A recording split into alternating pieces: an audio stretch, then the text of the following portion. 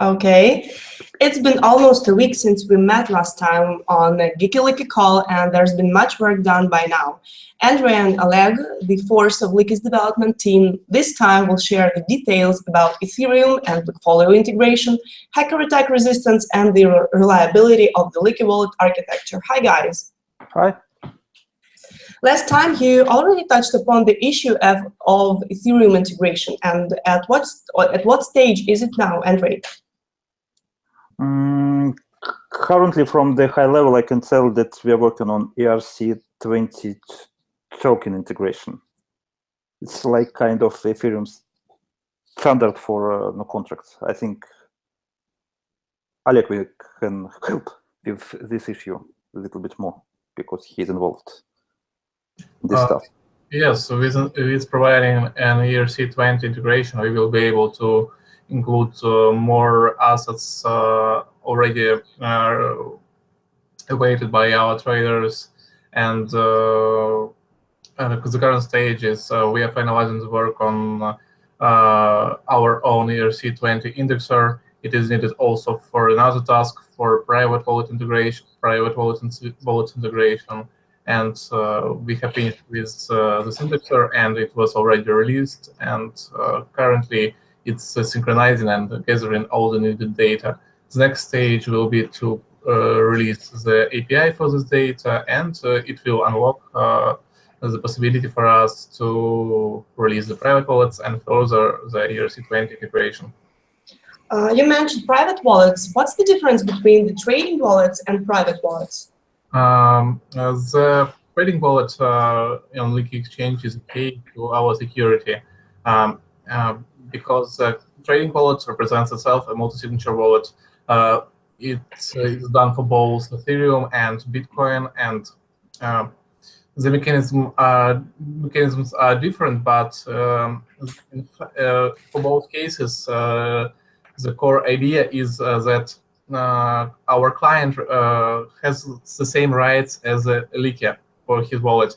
So to perform any operation, we need both sides, from a Lykke side and from a client side.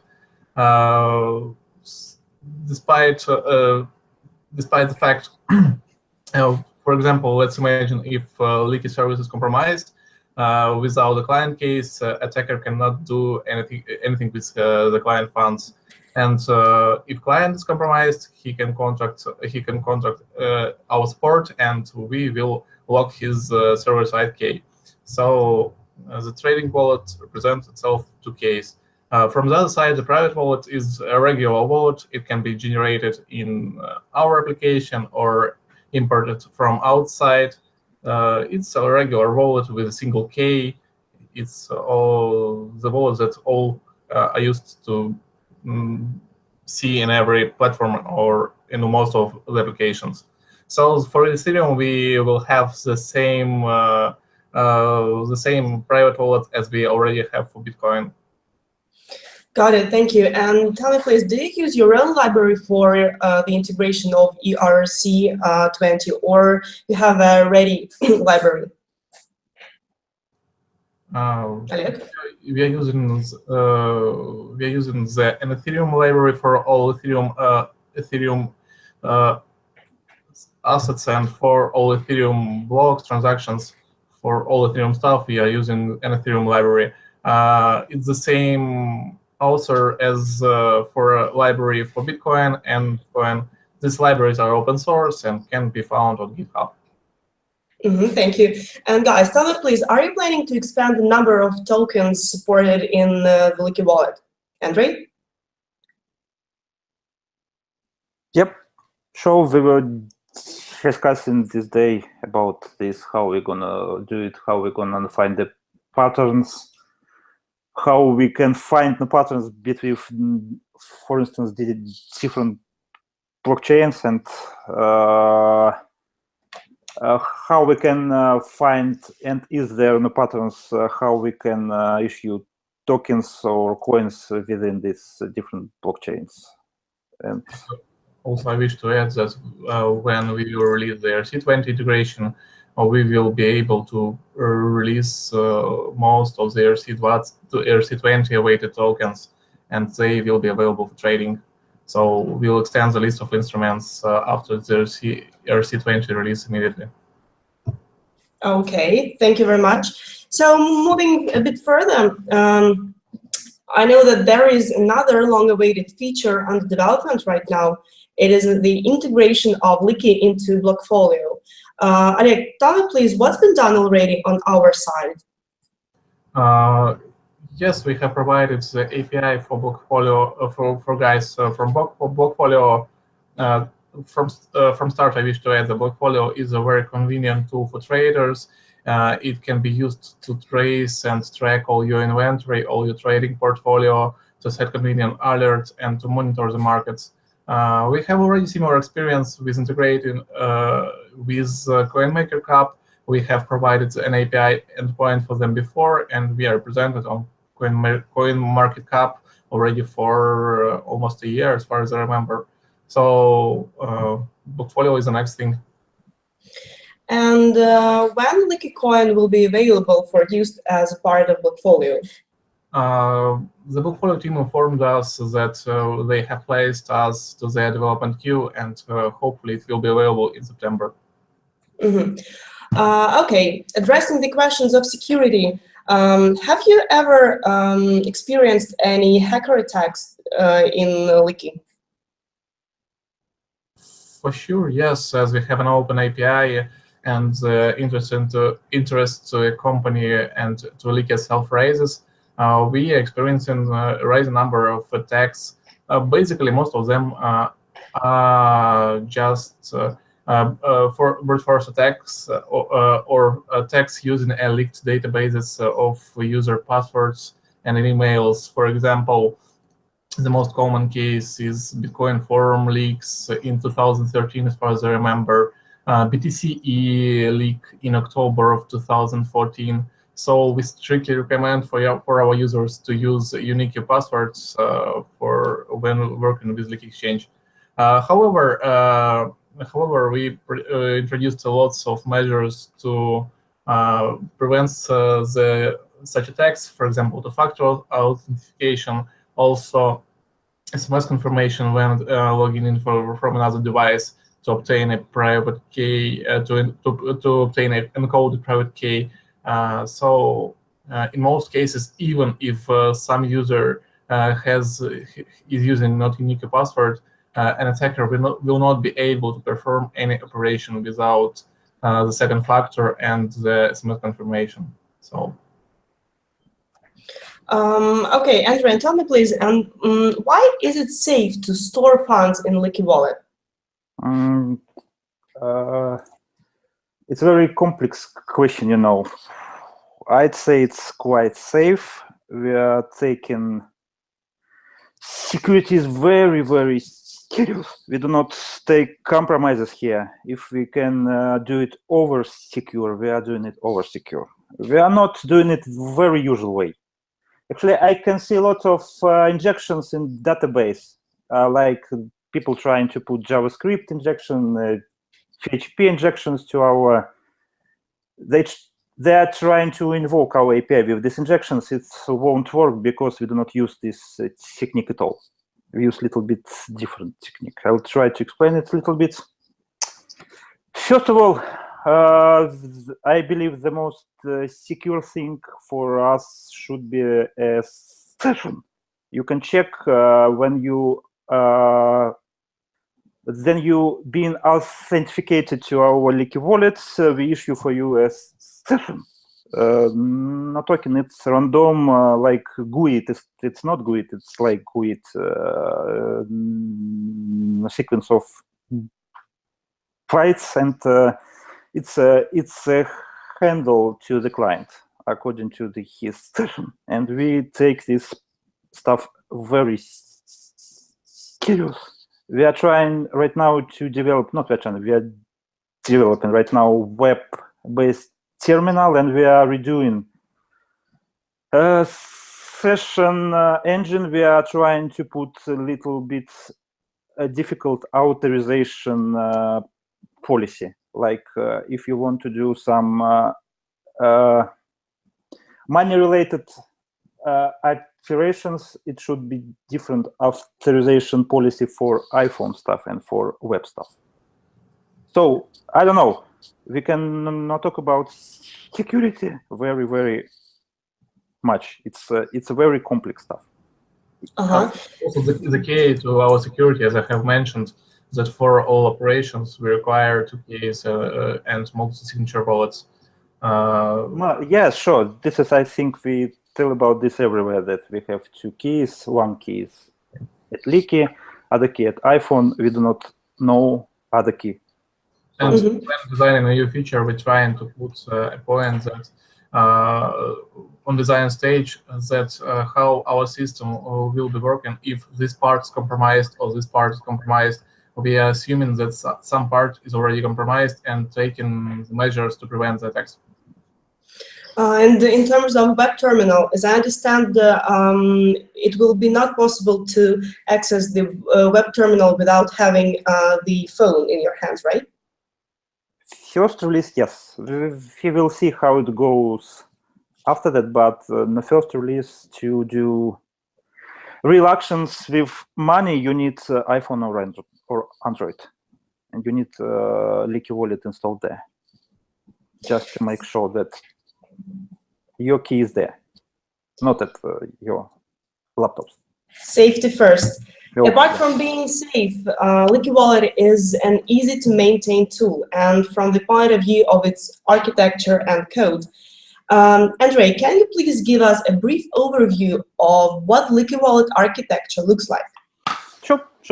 Not a problem. I'll try to explain it briefly because it's a huge stuff, you know.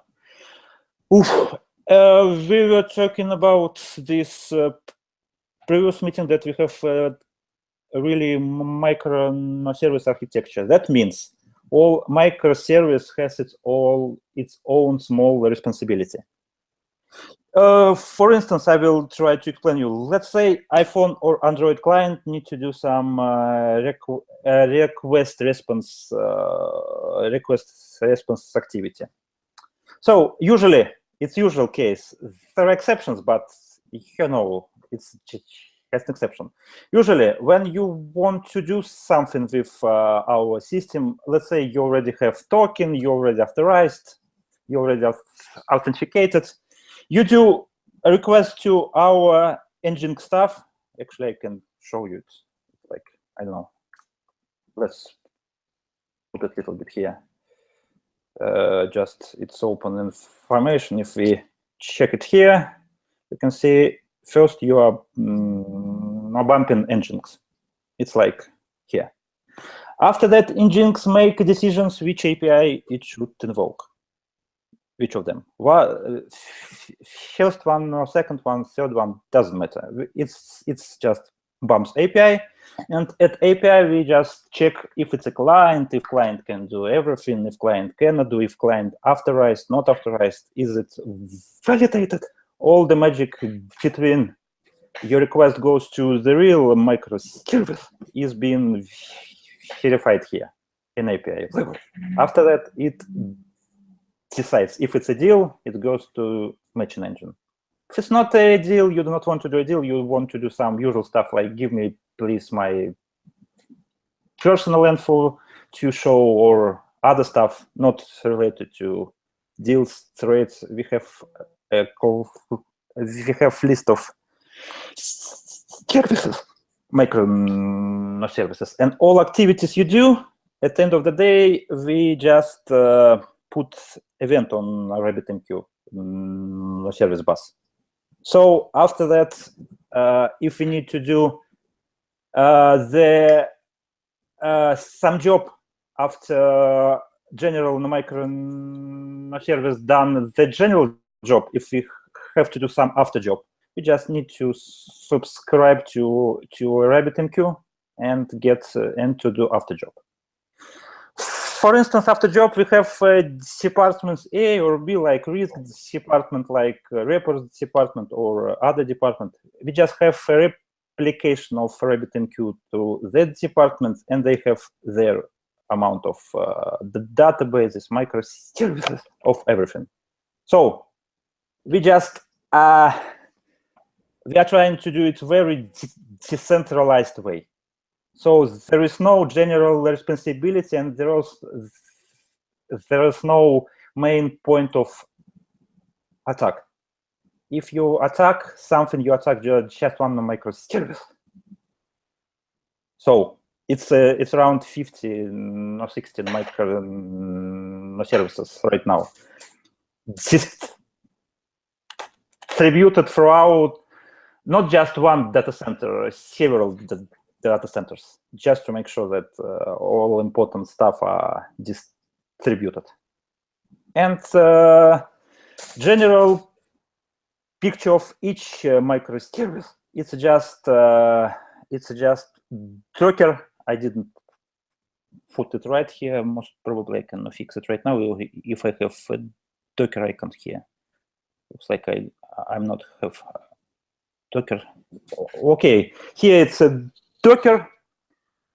Docker is connected to several cloud disks and several databases, and we do not use disk. So there is no. It's I would say an exception if Docker needs a local disk to use for some stuff, and usually each Docker connects to Slack. We can see now a channel that something is going wrong with some microservice.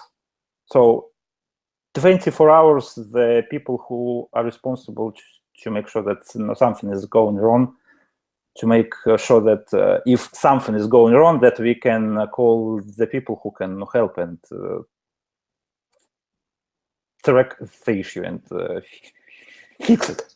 So generally speaking, if one guy wants to help us and develop its own microservice, this is pattern. This microservice does have access to its own databases. Usually there are only 2-3 microservices just connected to the same database. Usually they have their own ones. So this is about whole structure. It's a little bit complicated, and we are using Kubernetes to make sure that we can handle all these 60, 50, 60, whatever it's going to be, 70 different Dockers, different microservices. So it's like this. Okay, and so all the microservices are stored on separate virtual machines. How much time is it necessary to prepare a new virtual machine in case you will need to create new microservices? Oh, if we are talking about not Kubernetes case, we just bring new virtual VM. It's around 5 minutes, and we just need to install Docker and Docker Compose. It's around 3 minutes. We just install Docker Compose and we're ready. And how many microservices can be stored on one virtual machine? It depends. Generally, I can tell there are 3 types of microservices. It's API, like this. This API needs be the only microservice on VM because it gets all the resources to get all the traffic. Microservices like let's say we have a microservice which can resolve some data, like what is the multi-signature address of this client. It's more like we need less processors, we need more memory to cache, not to make more requests to database and have more requests to cache, internal cache or Redis cache, doesn't matter. So in this case, it can be 10, 20 on one VM. We just put them, and we will see that if it's enough for processors point of view. And if you're talking about Kubernetes, it's going to be a little bit easier because Kubernetes is going to decide how to spread microservices within. And if we can see that we do not have enough microservices I can show you it. It's like it's the same stuff. Cube, def, I have my own prepared stuff. It's like, let's say tomorrow we have our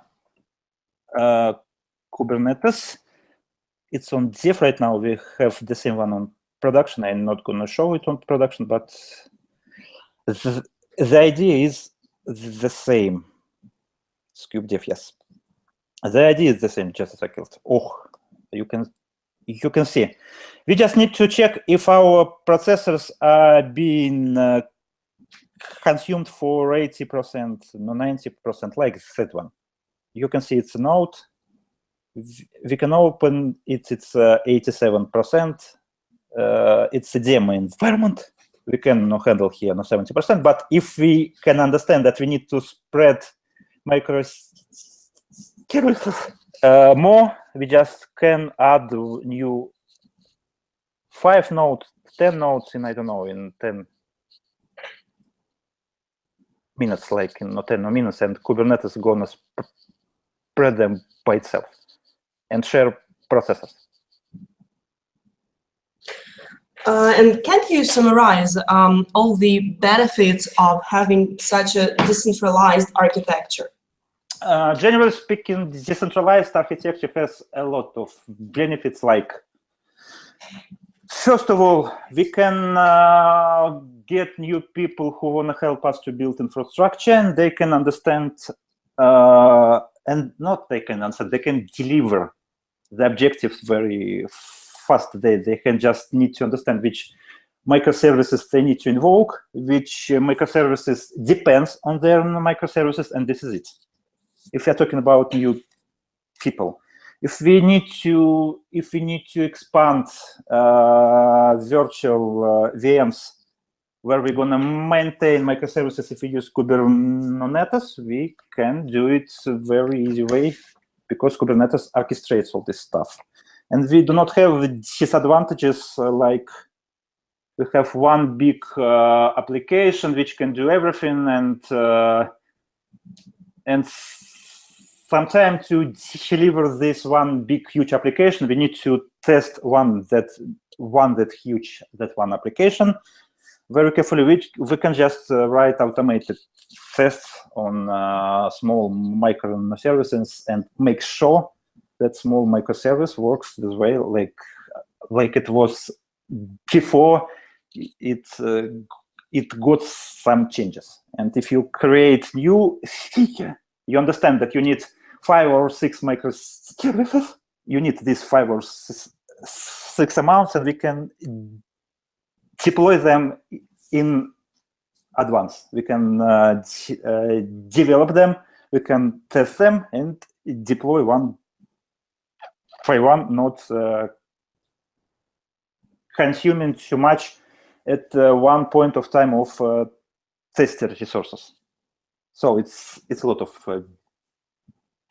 benefits. It's breaking down huge amount of job to a lot of small ones, generally speaking. Well, I see that there is really much to say about the architecture and the Lykke's main development principles. So I think that we can have a separate call sometime later and cover all the details on this matter. So I guess that's all for now. Thank you very much, guys, for a really great talk. Stay tuned with Geeky.Lykke and subscribe to our channel. See you all in a week. Bye-bye. Thank you. Bye. Bye.